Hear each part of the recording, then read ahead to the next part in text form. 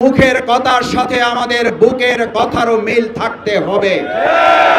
আমরা এখানে একটা কথা বলে যাব, আবার বাইরে গিয়ে আমরা কাজের মাধ্যমে দেখাবো যে না, জাতীয় পার্টিকে আমরা নিষিদ্ধ করতে চাই না। তাহলে প্রমাণ হবে জাতীয় পার্টিকে যদি হজম করা হয়, একটা সময় জাতির উপরে চাপিয়ে দেওয়া হবে। আওয়ামী লীগকে হজম করার জন্য আপনাদেরকে প্রস্তুত থাকতে হবে। আমার ভাই এবং বন্ধুগণ, নূরকেরা যারা হামলা করেছেন, আমাদের মাথায় রাখতে হবে নূরের অনুসারী এবং নূরের অগ্রগামীরা এখানে আছেন। আজ নূরকে আক্রান্ত করে যদি তারা পার পেয়ে যায়, শফিকুল ইসলাম মাসুদ সহ আজকের এখানে সংহতির নেতৃবৃন্দ মাথায় যেন রাখে, আপনাদেরকে রক্তাক্ত হওয়ার জন্য প্রস্তুতি নিতে হবে। আমি অবাক হই, খুব বিস্মিত হই, প্রকাশ্য দিবালোকে মিডিয়ার সামনে পিটিএ টার্গেট করে একজন গুরুত্বপূর্ণ জাতীয় নেতাকে আহত করা হলো।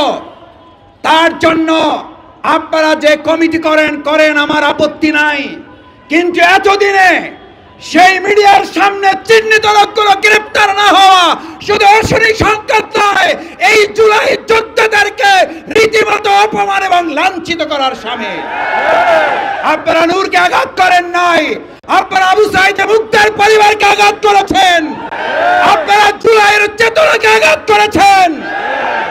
আমি বক্তব্য শেষ করতে চাই একটা কথা বলে, আজ নূরকে আঘাত করার মধ্য দিয়ে এই প্রশাসন যদি এটা প্রমাণ করে তারা একটা প্রোগ্রামের নিরাপত্তা দিতে পারে না, আমি আমার সামনে উপস্থিত ভাই বন্ধুদের জিজ্ঞেস করতে চাই, তারা আগামী দিনে অবাধ সুষ্ঠু নিরপেক্ষ নির্বাচনের জন্য লক্ষ লক্ষ কেন্দ্র পাহারা দিয়ে আওয়ামী দোষর মুক্ত করতে কি তারা সক্ষম হবে? আসুন, বিচার এবং সংস্কারের প্রশ্ন সেই জন্য এসেছিল। আজ এখানে বক্তব্য দেওয়ার কথা ছিল শেখ হাসিনার বিচারের দাবিতে, অথচ আজ আমাদের কথা বলতে হচ্ছে নূরের উপরে হামলাকারীদের বিচারের কথা বলতে। আমাদেরকে আস্তে আস্তে সহনশীল করে ফেলা হচ্ছে। আসুন, সহনশীলতার মাত্রা বাড়লে নির্মম নির্যাতনের মাত্রা বাড়বে। প্রতিরোধ করার জন্য সবাইকে ঐক্যবদ্ধ থাকতে রাজি আছে। সেই আহ্বান জানিয়ে আমার কথা শেষ করছি। আল্লাহ হাফেজ।